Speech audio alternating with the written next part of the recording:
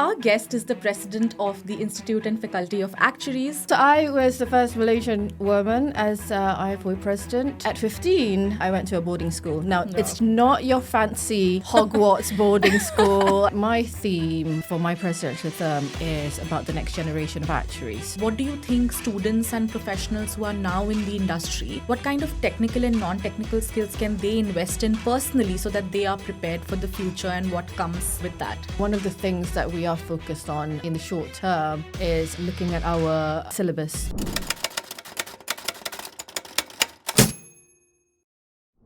Hello everyone. Welcome to a brand new episode of my podcast, Statistically Speaking with Darshika. Today we have a very, very special guest with us and I'm very excited to introduce her to all of you. Our guest is the president of the Institute and Faculty of Actuaries. She is a fellow with 25 years of experience in the non-life actuarial space, specifically pricing, reserving, capital, as well as enterprise risk management, which is super interesting. She's held various roles in the corporate world, including the UK practice leader at Marsh, chief risk officer at Navigators, and is now a senior director at WTW. She's a significant voice in the actuarial profession and she contributes to various initiatives like she's the chair of the IFOA Foundation, a council member of the International Actuarial Association, to name a few. So welcome, Kartina, to our podcast and thank you so much for doing this with us today. Thank you for having me, Darshika. I think let's start with just your career journey, right? I was just looking at, I've been following your career journey for a while, especially after, you became president. And I feel like it has spanned not just different industries and geographies, but also like various countries. So what really drew you to the actuarial profession in the first place? Okay, so that is an interesting question. And the question actually I've been asked quite a lot of times, actually. So I'll bring you to when I was a wee student. So I grew up in Malaysia. I'm Malaysian. Yeah. And at 15, I went to a boarding school. Now, It's not your fancy Hogwarts boarding school, and it's not that. It's actually for students or families who can't afford to send their kids to universities or overseas, and then we are encouraged to do that. So it's a state-run boarding school, and one of the things they make us do there is every day. It's not just about studying; it's about physical fitness. Nice. And I tend to do tennis when I'm there. And so there's a group of us playing tennis every day with the coach, etc. And the coach, my PE teacher, actually said, "Hey, you're good at math, aren't you?" Really? Yeah, and it's what not a combination. Even, I know it's not even my math teacher. So he actually said, "Why don't you consider actuarial science?" And Darshika, I'm very, very old. So at the time when I was 15, we didn't have internet. So I had to go to the library and have a look at what this actuarial science is. So I had to kind of research and it looked quite fun. Yeah. And I quite like also the challenge that in Malaysia, for every maybe 10, 15 accountancy scholarships, you only get one actuarial scholarship. Wow. So I like the challenge. Yeah. So I came to this country when I was 17 with a scholarship and, traveled on my own. Wow. 7,000 miles from Malaysia and been here ever since. That's amazing. I feel like that must have been such a challenge at the time. I mean, just at the age of 17, moving countries. And it's not just moving countries, right? You're moving cultures. Yes. South Asian culture and Western culture is very different. Very different. How did you navigate through all of that? It was tough, actually. I remembered my first day, and I still remember this because it had such an impact on me. 17, came to London, landed, didn't have my parents with me because we couldn't afford to go as a family. So came on my own. And then I was very homesick. And at the time, maybe you don't have it anymore, but there's you can get this envelopes, a blue envelope from the post office, where you can write. So it acts as a piece of paper, and then you fold it, and then it becomes an envelope. Okay. So you get that. And I remember, because in Malaysia, the currency is ringgit. Yeah. But sometimes we say dollars as well. Yeah. And so I said, do you have I said to the post office person, do you have a change for $5? And I still remember she laughed at me and she said, oh, these foreigner. So I still remember that. And that was my first kind of, reaction to London. But it wasn't easy. My first time, I saw a beach. I cried because That's adorable. I cried because I was so looking forward to. They said, "Oh, we're going to the beach," and I come from Kota Kinabalu, so in Borneo, where my house is probably 10 minutes from the beach or 5 minutes from the beach. And I don't know why I thought it was the same. Yeah. And then, it wasn't. Yeah, I can imagine. And I feel like at such an impressionable age to take such a big step, I think that's commendable in itself. And I feel like now so many people it's become a global village and there are so many people who keep moving. And I'm sure I feel like when I moved the first day, I was quite intimidated as well. So I can imagine at such an impressionable age how intimidating it must have been, but you sail through, right? It's like you've been thrown at the deep end of the ocean and you just have to sail through. Resilience. Yeah, that's amazing. When you moved and you decided that you want to be an actuary, did you second guess yourself or were you sure that, okay, this is now my profession, this is what I'm going to do for the next 20, 30 years of my life? So I never thought of things that, for that long. Right. And perhaps maybe I should have. But I never had to kind of second guess. Simply, partly, a majority is because my scholarship is for studying actuarial science. Makes degree. sense. So I really never had a point where I didn't think I was going to do that. I really enjoyed it. I enjoyed A-level maths and further maths and stuff like that. And I also enjoyed my degree. So there wasn't a time when I said no, except when the first time I went into the workforce, it was the first time kind of you start earning, a decent amount. Yeah. And you think, and then, my first time, probably the balance between studying and not studying is not not right. And I failed my first paper. And at that time, I thought, what's going on here? So, but apart from that, it is the path for me. Yeah, no, I think that sounds amazing. And clearly you've done so well in the profession. So you took the right call back in the day. I actually want to explore that. So now as the president, so, you've gone through this journey by yourself and you've not just qualified as an actuary and made your mark in the profession, but you're now the president of a very reputable institute.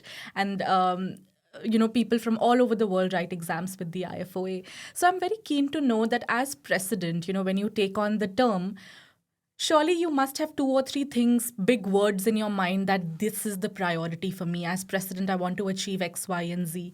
So what were those priorities for you? And still is, I assume. Yeah. So I was asked that before my inauguration, and I thought, okay, what should I do? And then somebody, I think it was one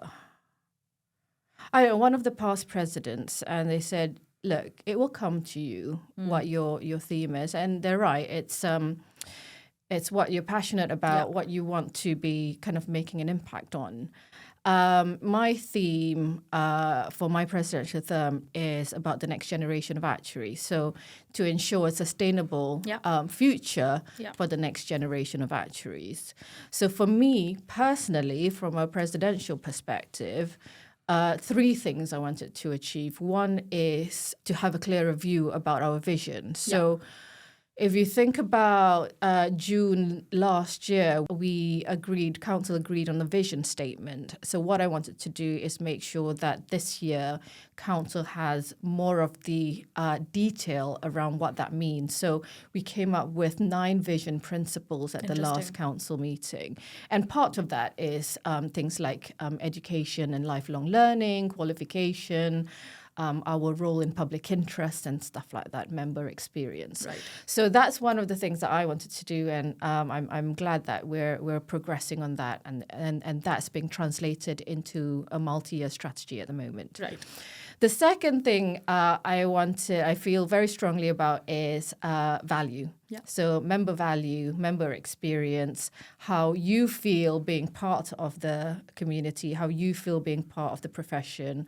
And I wanted us to be, or continue to be, member-led. Yeah. So a lot of the decisions that we make, the proclaimment that we make around actuarial stuff is led by members and not because we think it's the right thing or what we think we should be saying. So I wanted to make sure that members are happy with the IFOA. Members can volunteer and feel valued on their contribution. So that's the second one. And the third one is about engagement and connection. Because post-COVID, a lot of people that I've spoken to said, actually, can we have more in-person connections? And I wanted to make sure that we deliver that.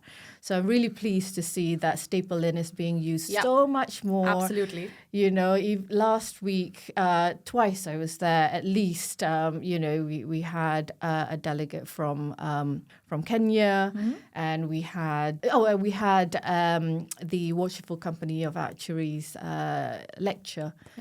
There. So and tomorrow I'm going there for the pensions conference. So there's a lot of things that we're doing, and we're doing a lot more conferences and a lot more events, in-person events. So I'm really happy that people are connected back with each other.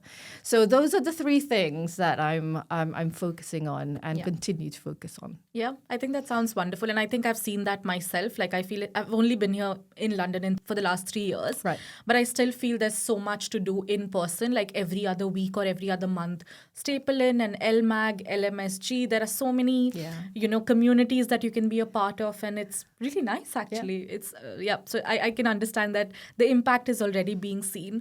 I'm quite intrigued by the fact that you mentioned the next gen of actuaries, right? And I think that is something I feel very strongly about as well, that, whoever's joining the profession, the value of the profession and the integrity of the profession as well.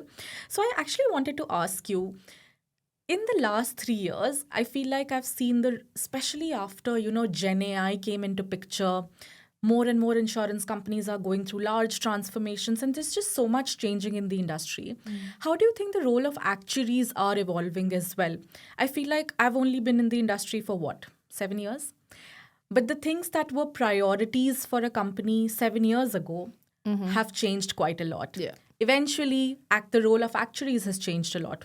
For example, we can no longer not be communicators, right? You have to have that communication. You can't just be at the backseat doing the calculations. You have to be at the forefront driving business decisions. So that's one change I have seen. So as president, how do you see the role of actuaries evolving in the future? Yeah, so I think, certainly, I think every profession, everyone is so conscious about the impact of AI on them, right? And I think that rightfully so. Yeah.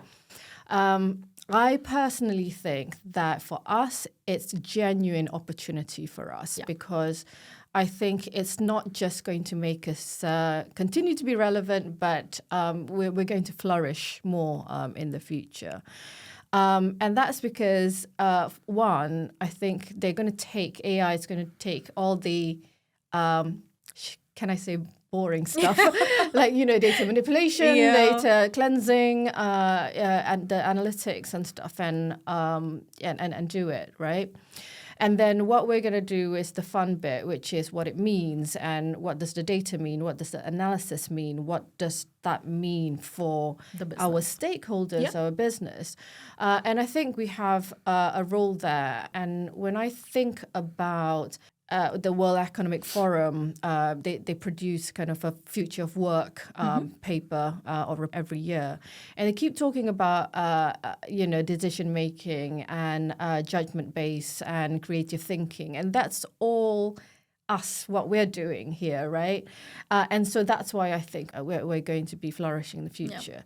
So an example I always use is, AI might say, £100 for home insurance in this location, whereas we can then say, actually, is that the right thing to do? There's more than average, single parents or ethnic minority in that group. So is that actually the right thing to do to do that? So we input things like ethics, professionalism, and also challenge the output as well. Yeah, I think I agree with you. I think it's not competition, it's collaboration. You have to collaborate with AI and use it to your advantage. I think that completely makes sense. But I also want to follow up that question with the evolving roles of actuaries. What do you think students and professionals who are now in the industry, what kind of technical and non-technical skills can they invest in personally so that they are prepared for the future and what comes with that? Yeah, so on technical, definitely know the latest techniques and the stuff that we need to know around that, right? So definitely around, we're already doing R and Python and stuff like that, but just understanding kind of the Gen AI and the input as well and what can come out of it is helpful, the prompts, etc. So I think having that and continuing learning on that is important. And I don't think it's just students. I think everyone, absolutely. It's lifelong learning on this. So I think that on one aspect, I think is that on the non-technical side, we definitely need to emphasize on the communication. And we always talk about communication, but I think it's more the impact and the influence. Yes. Because I think people can communicate, but sometimes are they influencing people? That's a question. And I think if we can be a bit more persuasive around our arguments, I think that's a skill that's useful to have. That's very interesting. I think nobody has put it like that, like from the influence point of view before. And I think I appreciate where you're coming from, because you could be communicating in the best possible way. You could be translate a technical concept in a non-technical manner, but as long as it's not being absorbed by the other party, your communication is not complete. And I feel like that is one skill, even with hiring and, how the profession is evolving. I feel like that is one skill that is always worth investing now, in the future, in the past. It's always worth investing. So completely agree with you on that. But I want to elaborate on that a little bit. So you mentioned R and Python, and now that is a part of the curriculum. When I wrote the papers, it wasn't a part of the curriculum, but I'm glad it is now, because as a result of writing the paper, you're already upskilling certain languages. And I feel like once you know one language, learning other languages becomes easy. So it's a great push by the profession. How can actuarial education evolve with evolving demands as well? The reason I ask that is the theory and how the education curriculum has been built out. I feel confident that the theory, I wouldn't comment, but I feel like the theory still reflects what we are going to do in the future. Like, for example, I am a general insurance actuary. There were many concepts that I learned within the curriculum that really is very useful for what I do today. Do you think that needs changing? And I know the IFOA constantly works on that, but what do you see how education and the real world can come more close than what it is today? Yeah. And I think that's a great question, and something that we are continuing to do, and a lot more collaboration and connection actually with not just employers and educators and students as well. Because I think it is very important. And one of the things that we are focused on, certainly in the short term, is looking at our syllabus. So doing a syllabus review, making sure that it's still relevant, it's not out of date, it is still purpose for the future.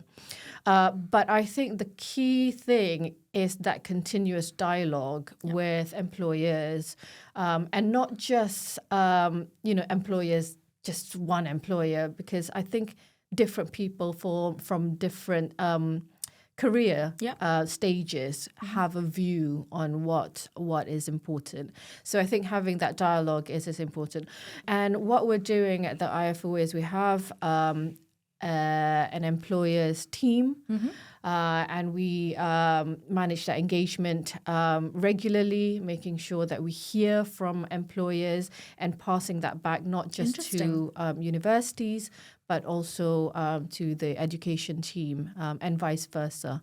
So I think it's important to work together on that. Yep, I think I love that. I didn't know this existed, but this is amazing because I think that's how you understand what employers are expecting, because when it comes to the real world, you just want to make sure what you've studied, you can apply that, because actuaries spend so much time with the papers. So it has to translate into something real. So yeah, I think that's an amazing initiative. Yeah, and I think it's important to acknowledge as well that, okay, you can qualify either as an associate or fellow and become chartered actuaries. But it doesn't stop. Learning doesn't stop Absolutely. there. It's also lifelong learning, and we have CPDs and we have knowledge in our virtual learning environment, where it's not just the technical side, it's not just domain specific, but it's also the non-technical, the mindset stuff and things like that. Yep, I've gone through some of that, and I think it's really, really, it's a great set of material to go through.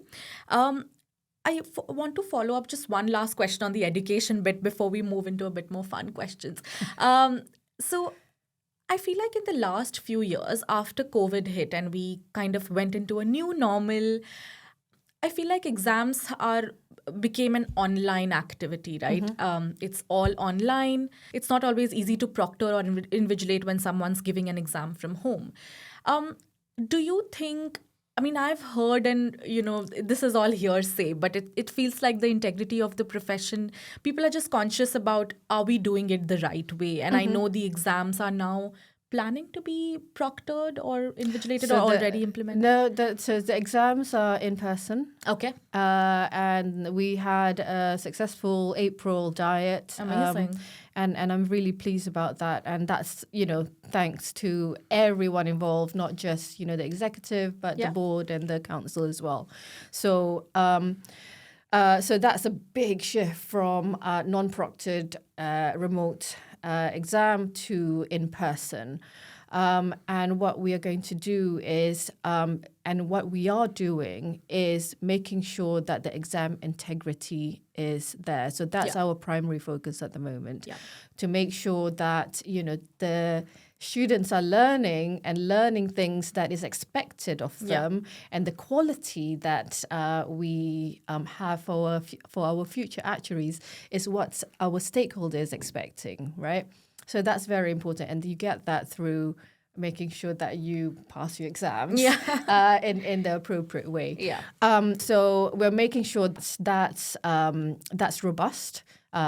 Certainly in the short term, but also what we're going to do is making sure that we listen to students in terms of the student experience of, in person, etc. So how do they feel about, being in person and what they have to do in an environment where they probably are not used to. Yeah, I think I appreciate that move as well, because I started feeling like, when I hear from students, I always want to hear that I feel like if you're choosing something, it's not just an exam, right? Mm-hmm. It's not an exam that you're writing to get a degree. I mean, you are writing it to get a degree, but you're choosing a profession. Like, you're going to use this. This is going to be your career for the next few years. So I feel like integrity becomes very important. Mm-hmm. And with just non-proctored, I mean, we do trust that the actuaries in the profession are going to be, are going to uphold the values. But I feel like it just can get challenging for the IFOA as well to proctor and,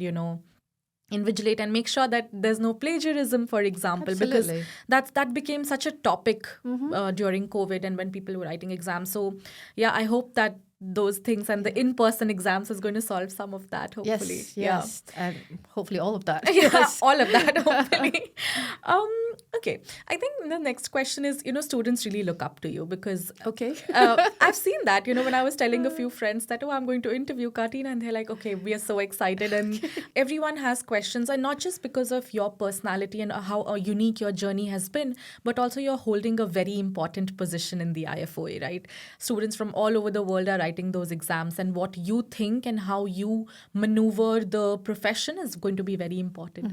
So, what do you think are the few things that students overlook, or just things that students don't think about but you want them to think about those things? Are there any such things? In terms of exams or their career? Both. Okay. In terms of exams, I would say focus. Focus. I wish somebody had said that to me earlier. Focus and just try and get the exams cleared as you wish. But saying that, if you hit some challenges. Be kind. Be kind to yourself because you will get there. Yeah. They will get there. Yeah. And especially if you have grit, you have resilience, you will get there. Yeah. So that's exams. Career. I hope that you or students have the courage to try new things. Yeah. And I hope that even if it's a short-term pain, but if you really like it and you're really curious about it, try it. Yeah. Because, our careers are going to be so long now. It's 100-year life. Yeah. So, I think gone were the days where you retire at 65 and, we're still going to work in one way or another, so beyond that. So, you'll have multiple different types of careers, and just enjoy it. Yeah, I think I love that advice because I feel like if you never try, you'll never know. So if you're just doing one thing for 20 years, you'd kind of feel that you've missed out on some opportunities because you didn't want to leave your comfort zone. But I think once you're out of your comfort zone, that's when it gets really exciting. So completely agree with you on that. I think I want to explore a little bit of your professional career as well. So you've been in the non-life insurance space, but you've tried a lot of different things yourself. So you've not just done pricing, reserving capital, but also ERM. Yeah. So was that a conscious decision that you wanted to try different things, or you just happened to come into like different roles where this was required? So I think it's situational, to be honest. And again, I followed my curiosity. So when I qualified in 2006, I said, okay, what am I going to do now? I had quite a good, technical role, and it was still fun. But then I remembered actually a lot of people commented that actuaries are not good communicators. So where am I going to learn being a fantastic communicator, apart from being a broker where, communicating and stakeholder management is the key thing. They don't really care whether you're an actuary or, what you do, as long as you get the business, right? Yeah. So that's why I joined Marsh, and, it's just following kind of the curiosity. I joined the Bank of England because it was the once-in-a-lifetime Solvency II,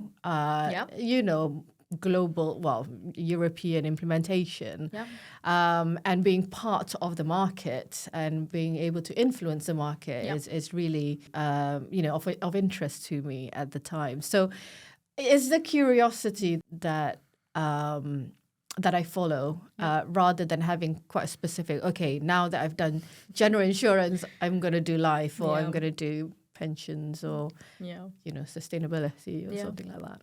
It not just shows that you're so curious, but also so flexible, because it's having that open mind that, okay, I'm happy to try something new and not really boxing yourself. So it's really, really amazing to hear that. You mentioned that you've done so many great things, right? What do you think? Like, I feel like when I was introducing you as well, I felt like, what are the things to exclude? Everything's so nice. What should I exclude? What should I include? But for you personally, what do you feel is the moment that you look back and you feel, okay, this is something that I'm really proud of? Oh, that's easy. That's my children. Oh, that's adorable. Yeah, so my children are 14, and yeah, when they were born, it's the best, one of the Oh. best days of my life. Congratulations, a So very late one. I but- think what I'm trying to say is context, your life is not defined by just your career. It's Absolutely. everything else. So, Absolutely. yeah. I think in having a good, healthy personal life also reflects on your professional life and vice versa. Yes. I don't feel like we're another person at work and another person at home, because it's just one person, right? And Yes. your values are going to reflect in both places, your mindset, or if you're not feeling okay, that's going to reflect in both places. So I love that you said be kind. I think more people need to just hear that again and again. Just be kind, because it's so much more than just what you see in the office. So now that we've already delved a little bit into your personal life, but I want to delve a little bit more.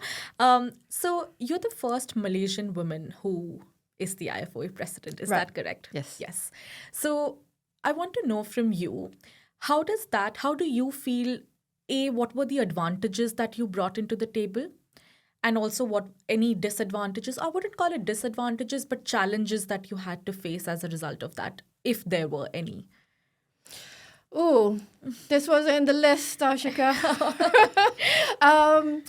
Yes, so I was the first Malaysian woman as IFOA president. The benefit is, I think I bring slightly different context or, way of thinking, experience to the discussion, especially because IFOA is a global organization. And I think, people like Marjorie Nguyenga and Kartina Shah can say something similar as well. So having that slightly different perspective is very, very important. And I think beneficial for me. And certainly what I have personally noticed, when I visit members in different regions and different countries, I'm able to kind of connect, I hope, with people around the world. So I think that's the benefit. In terms of challenges, I mean, it's challenges that you probably, you probably face. I'm not sure. Certainly in the market, certainly, I've experienced over my career. It's just I think that people underestimate me sometimes, and I smile because actually that's actually a strength in my view. Yeah. But I do notice that people do that, and you have to kind of explain it a bit more and make a bit of an impact, a bit more consciously. Yeah. I'm sorry that you faced that, because, your work speaks for yourself.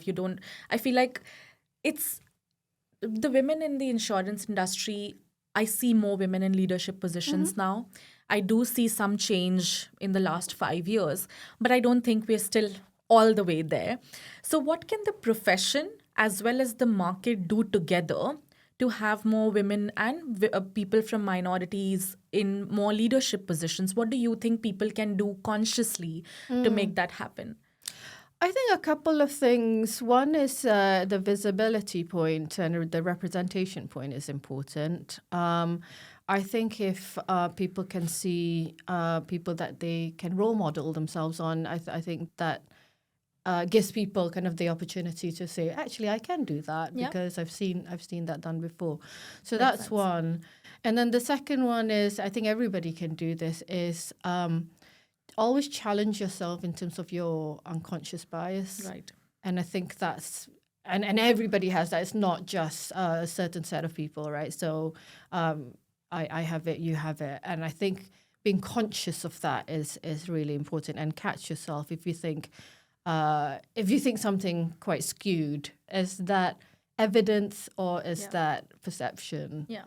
And I think continually being self-aware on that point is useful.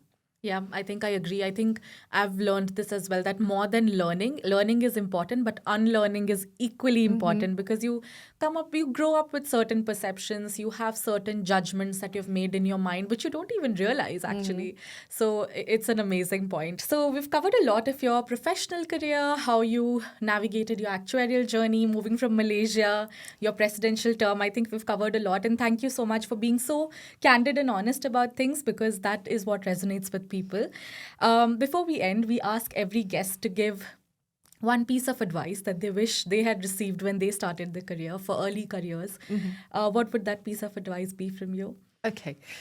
So I think I covered a bit before in our discussion. But for me, it's courage. Yeah. So please have the courage to try something new. And even if it's something that's not, that looks scary and unknown. But if you have an interest in it, do that. Yeah. Can I have a second one? 1A? Yes, of course. I love that. The second one is, 1A is connection. Yeah. I think having the connection and keeping in touch with either your cohort, having a mentor is so important. Yeah, I think I agree with that. I think we're all just people at the end of the day. So the power of network it's unbelievable. So completely agree with you. And thanks for the great advice on courage. I think it's such an underrated quality when you talk about a profession, but I think that's amazing. Thank you so much for doing this with us, and you're providing your valuable time. This has been amazing. I feel like privileged to just sit here and listen to you. So thank you so much for that. Thanks you for having me. For your time. Thanks. Thank you a for lot. having me. If you like this episode, please like, share, and subscribe to the podcast.